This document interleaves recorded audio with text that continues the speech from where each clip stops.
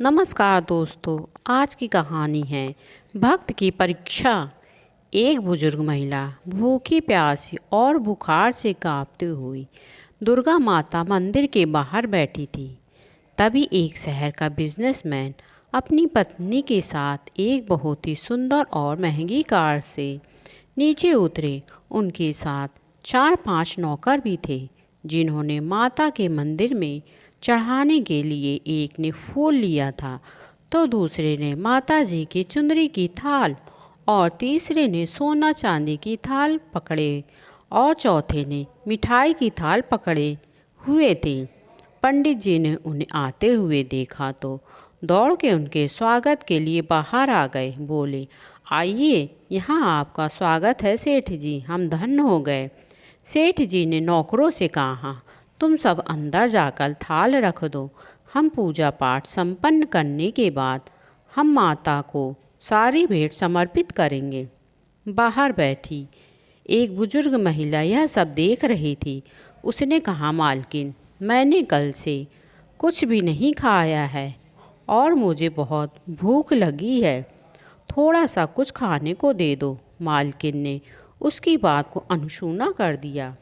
बुजुर्ग महिला ने फिर मालिक से कहा, अरे मालिक, थोड़ा सा कुछ खाने को मुझे भी दे दो, मुझे भूख से चक्कर आ रहे हैं। सेठ जी ने चिढ़कर बोला, यह सारी भेंट तो भगवान को चढ़ाने के लिए है, तुम्हें नहीं दे सकते। अभी हम मंदिर के अंदर घुसे भी नहीं और तुमने बीच में ही टोक दिया। सेठ ने गुस्से में कहा, लो, पूजा से ही पहले टोक लग गई, पता नहीं अब पूजा ठीक से संपन्न होगी भी कि नहीं। हम कितने भक्ति भाव से अपने बच्चे के जन्मदिन पर उसके हाथों से माता को प्रसाद अर्पण करने आए थे और जैसे ही हम अंदर जाने की सोच रहे थे और इसने अड़चन डाल दी। पंडित जी बोले, सेठ जी शांत हो जाओ, मालिक इतना गुस्सा मत कीजिए। अरे क्या शांत हो जाए पंडित जी, आपको तो पता है ना, आज मेरे बेटे का जन्मदिन है और मैं पूरे शहर के सबसे महंगे फल और मिठाइयाँ हमने खरीद के माता जी को चढ़ाने के लिए लाए हैं और अभी चढ़ाया भी नहीं की, पहले ही अड़चन आ गई। सारा का सारा मूड खराब हो गया। अब बताओ, भगवान को चढ़ाने से पहले इसको दे दे क्या? पंडित जी बोले, अरे सेठ जी, यह तो पगली है, आप इसके पीछे अपना मूड मत खराब करिए। चलिए आप अंदर चलिए, मैं इसको समझा देता हूँ। आप सेठानी जी और बच्चे के साथ अंदर जाइए। सेठ जी और सेठानी बुजुर्ग महिला को कोसते हुए अंदर चले गए। पंडित जी बुजुर्ग महिला के पास गए और उससे बोले, जाकर मंदिर के बाहर बैठ जाओ, जब यह लोग चले जाएंगे तब तुम सबको खाने को कुछ दे जाऊंगा।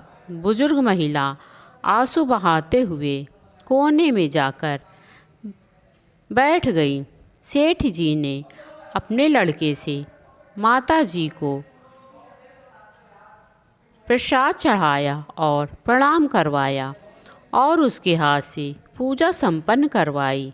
और जैसे ही सेठ जी का लड़का आरती की थाली लेकर आरती करने लगा, वैसे ही वह थाली सेठ जी के लड़के के ऊपर पलट गई। वह लड़का बुरी तरह से जल गया। यह देखकर सेठ और सेठानी जी फूट फूट कर रोने लगे। उन्होंने पंडित जी से कहा, पंडित जी, देखा आपने, मुझे लगता है उस बाहर बैठी बूढ़ी महिला से नाराज़ होकर भी भगवान ने हमें दंड दे दिया। उस बूढ़ी की अड़चन डालने की वजह से भगवान हमसे नाराज़ हो गए। सेठ जी बोले, उसी की टोक लगाने की वजह से भगवान ने हमारी पूजा स्वीकार नहीं की और हमारे बच्चे को दंड दे दिया।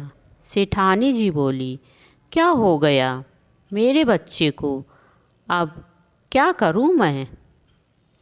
वह ज़ोर ज़ोर से रोने लगी।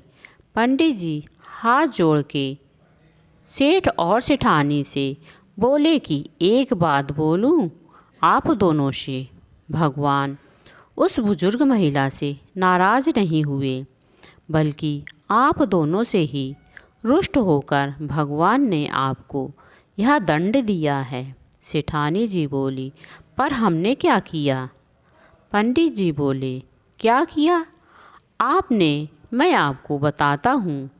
आपने इतनी महंगे उपहार लेकर आए भगवान को चढ़ाने के लिए, पर यह आपने नहीं सोचा कि हर इंसान के अंदर भगवान बसते हैं।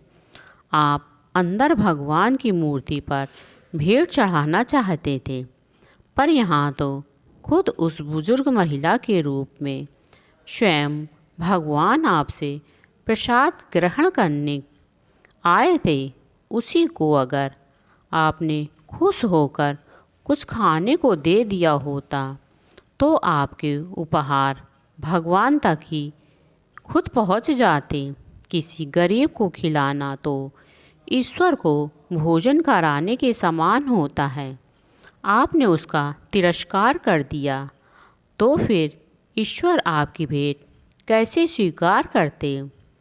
सब जानते हैं कि श्री कृष्ण को सुदामा के प्रेम से चढ़ाए एक मुट्ठी चावल सबसे ज़्यादा प्रिय लगे थे।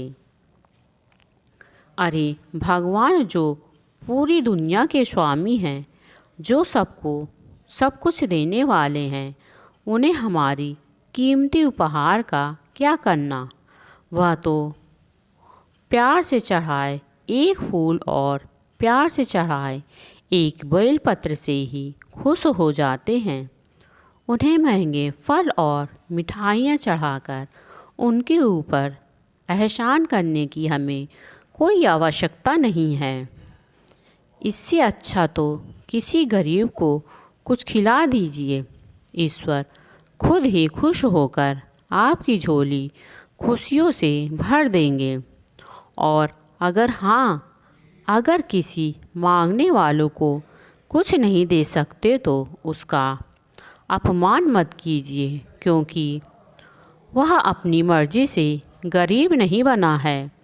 और कहते हैं ना, ईश्वर की लीला बड़ी ही न्यारी है। वह कब किसी को भिखारी को राजा बना दे और कब राजा को भिखारी बना दे, कोई भी नहीं जान सकता।